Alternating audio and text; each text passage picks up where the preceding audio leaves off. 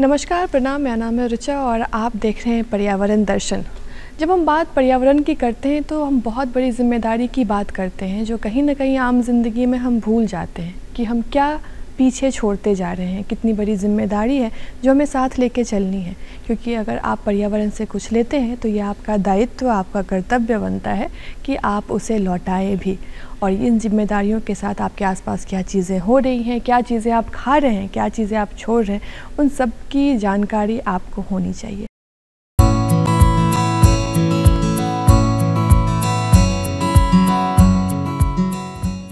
देश की ग्रामीण अर्थव्यवस्था का मुख्य आधार खेती है। हरित क्रांति के बाद बढ़ती हुई जनसंख्या और आय की दृष्टि से उत्पादन को बढ़ाने के लिए अधिक मात्रा में रासायनिक उर्वरकों एवं कीटनाशकों का उपयोग किया जाने लगा। ये जहरीले कीटनाशक प्रकृति के जैविक और अजैविक पदार्थों के चक्र को, जिसे हम इकोलॉजी सिस्टम कहते हैं, उसे प्रभावित करता है। इससे भूमि की उर्वरा शक्ति कम होती है और वातावरण प्रदूषित होता है, जिसका सीधा असर हमारे स्वास्थ्य पर पड़ता है। जैविक खेती एक प्राचीन पद्धति है जिससे पर्यावरण शुद्ध रहता है और मिट्टी की उर्वरा शक्ति बनी रहती है, जिसमें भूमि, वायु और वातावरण में कोई प्रदूषण नहीं फैलता।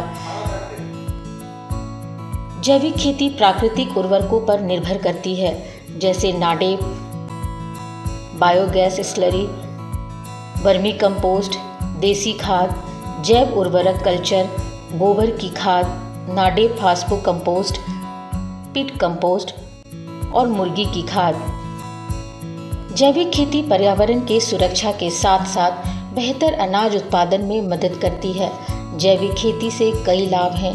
इसमें सबसे पहले मित्र कीटों का संरक्षण होता है, भूजल स्तर में इजाफा होता है, दो सिंचाई के बीच अंतर को बढ़ाया जा सकता है। जैविक खेती से कृषि लागत घटने के साथ साथ उत्पादन की गुणवत्ता बढ़ती है। भूमि से पानी का वाष्पीकरण कम होता है। बैलेंस फार्मिंग सहित अच्छी इकोलॉजी बेहतर काम करती है। कचरे से खाद बनाने पर बीमारियों में कमी आती है। फसलों का चक्र पालन होता है और उचित पोषण मिलता है। पर्यावरण को प्रदूषित होने से बचाने के लिए जैविक खेती को बेहतर माना जाता है। सरकार ने जैविक खेती को बढ़ावा देने के लिए कई योजनाएं बनाई हैं, जिससे जैविक खेती ज़्यादा से ज़्यादा किया जा सके और बेहतर स्वास्थ्य के साथ साथ पर्यावरण का भी संरक्षण हो सके। आज इसी विषय पर बात करने के लिए हमारे साथ बेहद ही ख़ास मेहमान मौजूद हैं। इश्तियाक अहमद जी, जो कि 25 से 30 वर्षों तक जो किसान हैं वो किस तरीके से पर्यावरण को लेके काम कर रहे हैं, पर्यावरण के संरक्षण में किस तरीके से इनकी भागीदारी है, ये उस पर काम कर रहे हैं। आइए इनसे मुलाकात करते हैं। सर, बहुत बहुत स्वागत है आपका। तो जब हम पर्यावरण की बात करते हैं तो खान पान सबसे पहले हमारे दिमाग में आता है। जो चीज़ हम खा रहे हैं, तो कहते हैं जैसा आप खाते हैं वैसा आपका विचार और भाव भी होता जा रहा है। आप बहुत दिनों से इस फील्ड में काम कर रहे हैं, जो एक जैविक खेती है, इसके विषय में कुछ बताएं।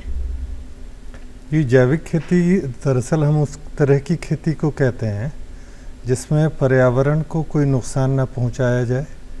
दूसरा जो उसका मूल तत्व है वो ये है कि जो मिट्टी है, पानी है, हवा है, उसकी सुरक्षा सुनिश्चित हो। तीसरा अहम पहलू इसका है कि खाना सुरक्षित हो, भोजन सुरक्षित हो, पौष्टिक हो और विविधतापूर्ण हो। चौथी जो इसकी ज़रूरत है वो ये है कि इसका ज्ञान जो है किसान आधारित ज्ञान होना चाहिए। तो ये कुछ 3-4 चीज़ें हैं जिनको लेकर के हम किसी खेती की पद्धति में ये चीज़ें शामिल होती हैं तो हम कहते हैं कि ये जैविक खेती है। अब इसमें सीधी सी बात है कि अगर कृषि रसायनों का इस्तेमाल ज़्यादा होगा, पेस्टिसाइड का, हर्बिसाइड का इस्तेमाल ज़्यादा होगा, तो न तो वो पर्यावरण के लिए बेहतर है, न हवा, पानी, मिट्टी के लिए बेहतर है, और न हमारा खाना ही उससे फिर सुरक्षित रह पाता है। हमारी खाने की क्वांटिटी हम चाहे कितनी भी बढ़ा लें, लेकिन इसकी क्वालिटी न्यूट्रिशन वाइज भी और पॉल्यूटेंट्स के हिसाब से भी बहुत धीरे धीरे घटती चली जाती है। तो इसलिए ये एक ऐसी पद्धति है जिसमें मनुष्य और प्रकृति दोनों के बीच में समायोजन भी है और एक दूसरे के प्रति सम्मान भी है और एक दूसरे का संवर्धन करते हुए हम चलते हैं। टकराव की पद्धति इसमें हम नहीं इस्तेमाल करते हैं और ये आत्मसंतुष्टि का भी एक मुख्य तरीका है खेती में।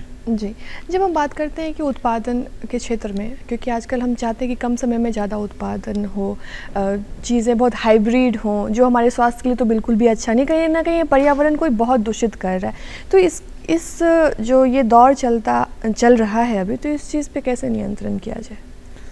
देखिए, फ़िलहाल की जो खेती है, जो पद्धति हम लोग इस्तेमाल कर रहे हैं, वो बहुत ज़्यादा उसमें पहले तो फर्टिलाइज़र्स का इस्तेमाल करते हैं, उसमें नाइट्रोजन है, फास्फोरस है, पोटाश है और भी बहुत सारे फर्टिलाइज़र्स हैं। तो उनका प्रभाव क्या हो रहा है कि हमारे सॉइल के अंदर जितने तरह के बैक्टीरियाज जो हमारी खेती को मजबूत बनाते हैं, हमारे पौधों को वो पोषक तत्व पका करके देते हैं, उन बैक्टीरियाज के स्वास्थ्य पे काफ़ी बुरा असर पड़ रहा है। इसी तरह से जो जीव जंतु हैं, जैसे केचुए हैं, केकड़े हैं, हरहरवा एक कीड़ा होता है, तो मिट्टी के अंदर की जो पूरी जैव विविधता है वो इससे मार खा रही ये, और उसका सीधा सीधा असर उत्पादन पर धीरे धीरे पड़ता हुआ दिख रहा है कि आप फर्टिलाइज़र की मात्रा बढ़ाते जाइए, उत्पादन आपका एक लेवल पे जाके प्लाटो हो गया, यानी अब वो बढ़ नहीं रहा है। और जहाँ ये पद्धति पहले से इस्तेमाल में है, वहाँ उत्पादन का स्तर गिर भी रहा है। एक पहलू ये है। दूसरा पहलू ये है कि जब मिट्टी में हम बहुत तरह के खाद डालेंगे, सरकारी आंकड़ा ये कहता है कि जितना यूरिया हम डालते हैं मिट्टी में या जितना नाइट्रोजन डालते हैं, उसका 27 से 33% हिस्सा ही पौधे ले पाते हैं। बाकी का जो 67 से 73% हिस्सा है वो मिट्टी में रह जाता है, रहता कुछ भी नहीं है। पानी में वो घुलनशील है, वो पानी के साथ घुल करके या तो नदी तालाब में जाएगा या नहीं तो ग्राउंड वाटर में जाएगा, वहाँ नाइट्रेट लेवल बढ़ाएगा, या नहीं तो फिर वो जब पानी नहीं रहेगा तो वो हवा के साथ रिएक्ट करके नाइट्रोजन ऑक्साइड बनाएगा, सल्फर ऑक्साइड बनाएगा, जो कार्बन है ना मिट्टी में रहेगा तो वो खेती के लिए फ़ायदेमंद है, हमारे भोजन के लिए फ़ायदेमंद है। लेकिन जैसे जैसे ये केमिकल्स की मात्रा बढ़ती है, ये कार्बन हवा में आ जाता है और हम कहते हैं कि पॉल्यूशन बढ़ गया है। तो खेती का अभी का तरीका हमारे पानी को नुकसान पहुंचा रहा है, सिर्फ आसपास के नदी तालाब को नहीं। आपको बताएं, शायद आपके लिए आपने पहले सुना होगा या पढ़ा होगा, लेकिन एक 60,000 स्क्वायर किलोमीटर का डेड जोन बंगाल की खाड़ी में बना है और उसकी मूल वजह वैज्ञानिक बताते हैं कि केमिकल्स जो जा रहे हैं बहुत बड़ी मात्रा में समुद्र के अंदर, तो वहाँ के जो प्लांट्स हैं, है ना, समुद्र के अंदर के जो प्लांट्स हैं वो उसको खा करके बहुत ज़्यादा बढ़ जा रहे हैं और जो यानी पानी में घुला हुआ ऑक्सीजन है उसको वो पूरा कंज्यूम कर देते हैं। नतीजा ऐसा होता है कि बाद में वो प्लांट्स भी मर जाते हैं और जो दूसरी मछलियाँ और पूरी जैव विविधता समुंदर के अंदर है वो भी ख़त्म हो रही है। तो पानी को ख़राब कर रहे हैं नज़दीक से लेकर के दूर दूर तक, हवा को ख़राब कर रहे हैं क्योंकि हम पॉल्यूटेंट्स, सबसे ख़तरनाक जो गैस है अभी के टाइम में है वो नाइट्रोजन ऑक्साइड है। जो यही नाइट्रोजन जो हम खेत में यूरिया या अमोनिया के द्वारा डालते हैं, तो हवा को भी ख़राब कर रहे हैं, मिट्टी के बारे में हमने आपको पहले बताया ही, तो और स्वास्थ्य के लिए उतना ही नुकसानदेह। तो इसलिए हम कहते हैं कि उत्पादन बढ़ाओ, और उस उत्पादन बढ़ा करके हमने हासिल क्या किया? अंततः समस्या ये है कि नुकसान तो हमने बहुत सारा कुछ किया और हासिल किया कि उत्पादन बढ़ के हमको मिला भी, लेकिन उसमें जो पौष्टिकता है वो धीरे धीरे घट रही है। तो आखिर हमने इस सारा कुछ करके फ़ायदा हमको क्या मिल रहा है जी। और एक अध्ययन हम लोगों का बताता है कि जितना आप फर्टिलाइज़र यूज़ करते हैं पेस्ट अटैक उतना ही ज़्यादा होता है, क्योंकि आप जब ज़्यादा फर्टिलाइज़र डालेंगे तो प्लांट में वेजिटेटिव ग्रोथ ज़्यादा होगा, तो ज़्यादा हरी हरी पत्तियां देख करके कीड़े भी उस पर ज़्यादा आएंगे। तो अब उन कीड़ों को कंट्रोल करने के लिए आपको तरह तरह के पेस्टिसाइड्स इस्तेमाल करने पड़ते हैं।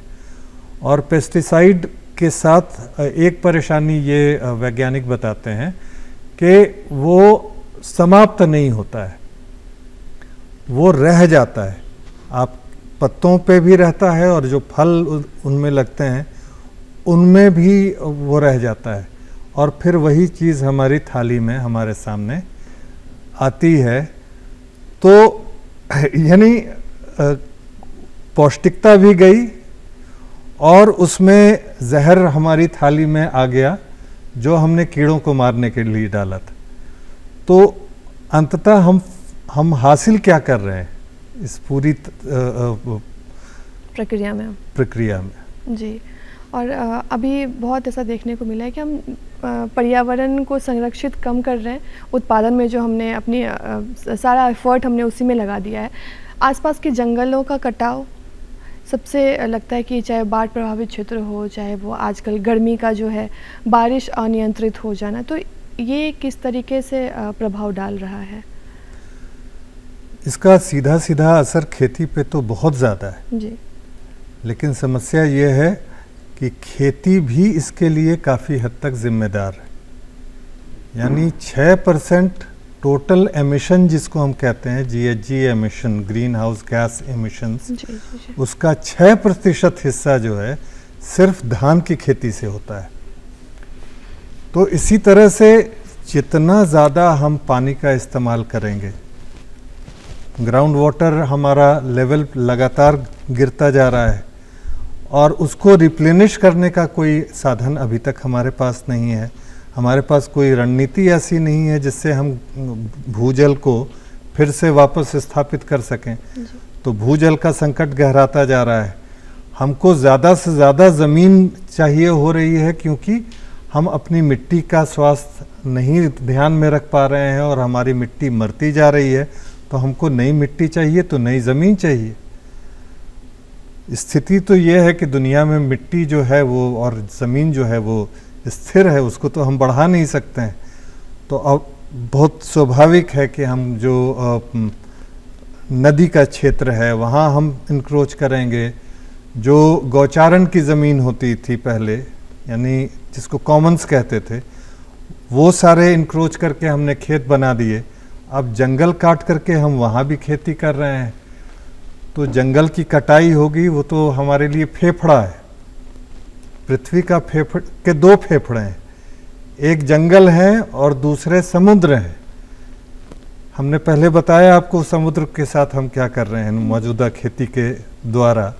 जंगल की कटाई हो रही है उसका, तो बिना फेफड़े के ये पृथ्वी कितने दिन जिंदा रहेगी, ये एक बड़ी चुनौती है। और उसका नतीजा हम देख रहे हैं कि गर्मी के दिन बढ़ रहे हैं, सर्दियों के दिन घट रहे हैं, बरसात बिल्कुल से अनिश्चित हो गई है और इन सब का सीधा सीधा असर हमारी खेती पे पड़ रहा है।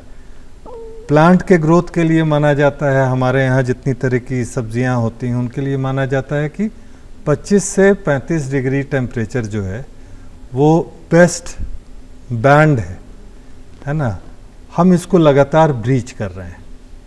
जाड़ा हो रहा है, बहुत एक्सट्रीम हो रहा है, तो उसमें क्या हो रहा है कि लोअर बैंड सरक करके नीचे चला जा रहा है, पाला पड़ रहा है, तो खेत पे उसका बुरा असर पड़ रहा है।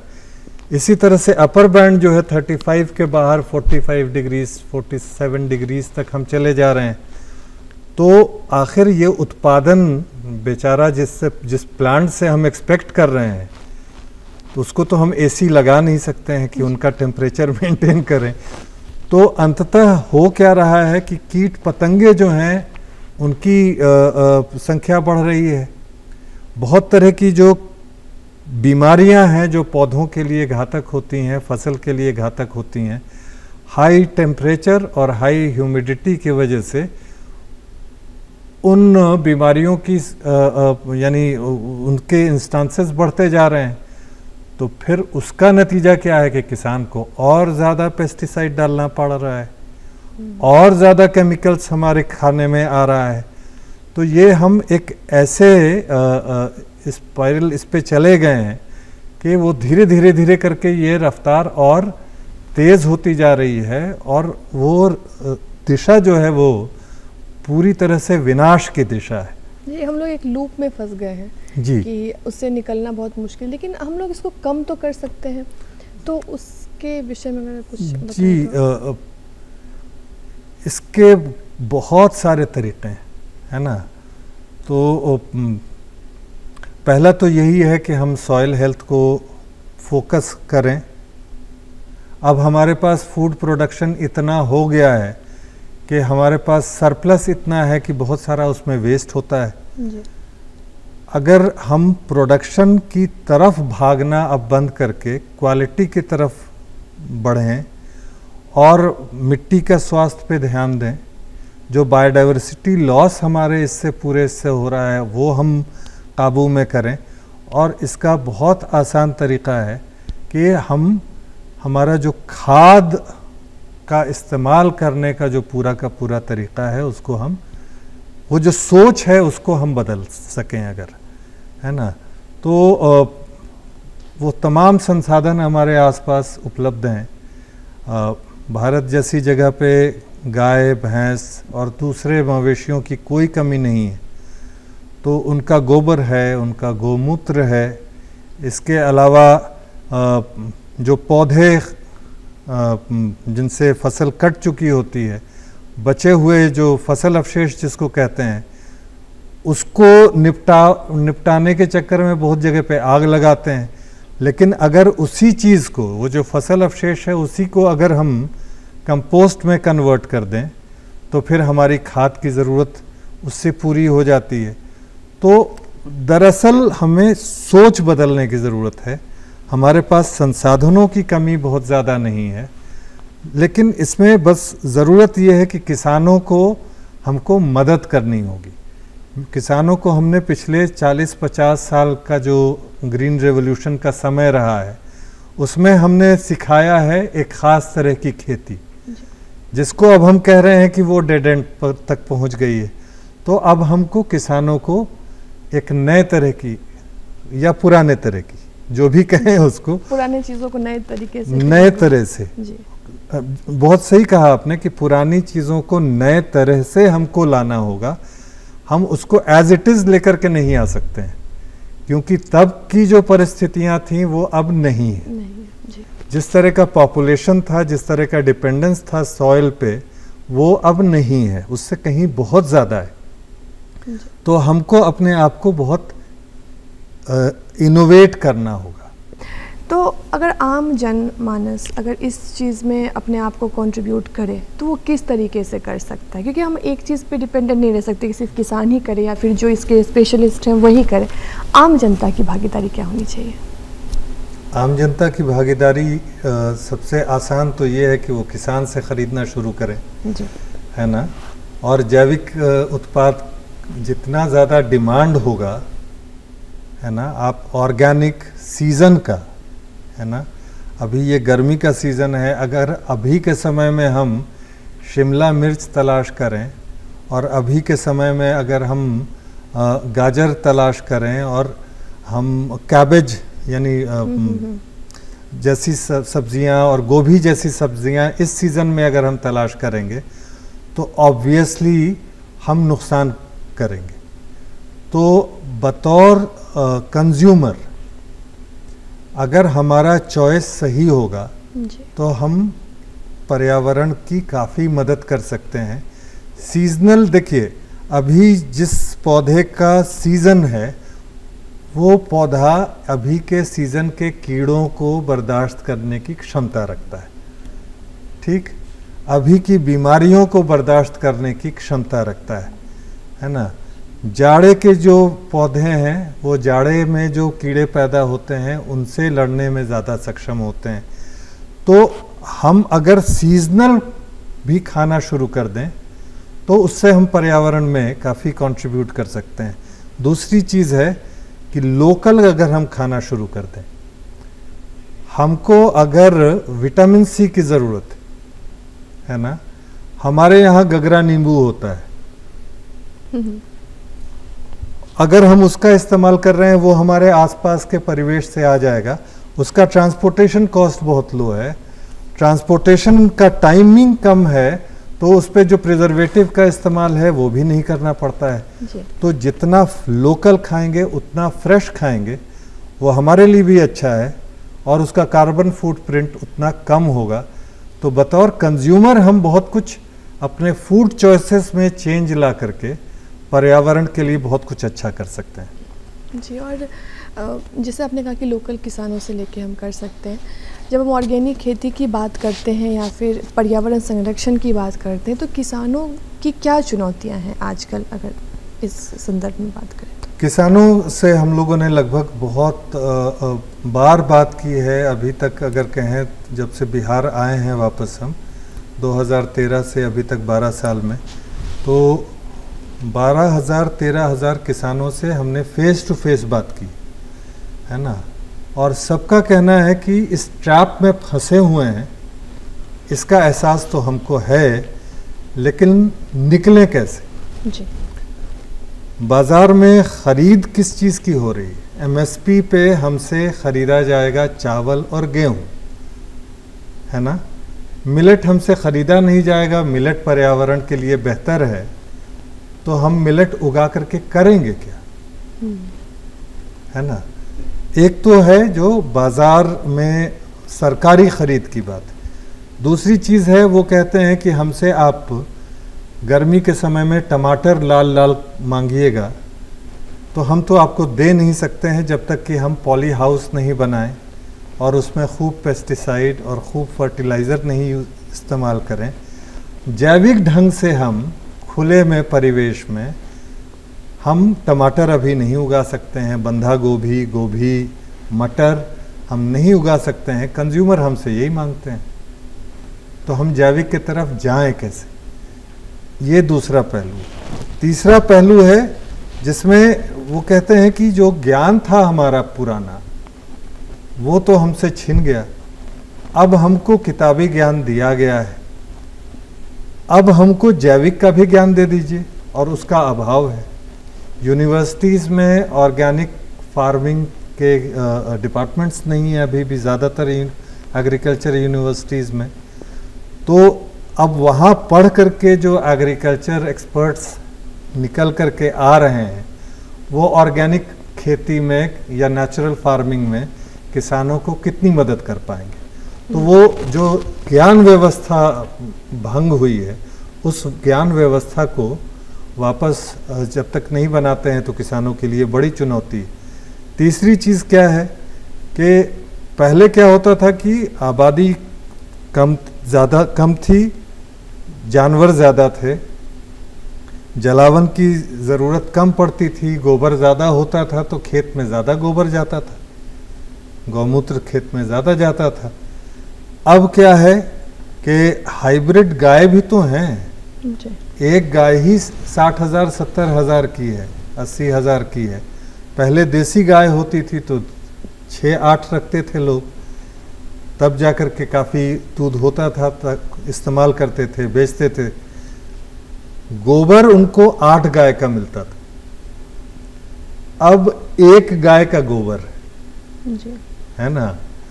तो 1 गाय के गोबर से वो घर लीपने पोतने का काम करें, उससे गोईठा बनाएं कि उससे खाद बना करके खेत में डालें।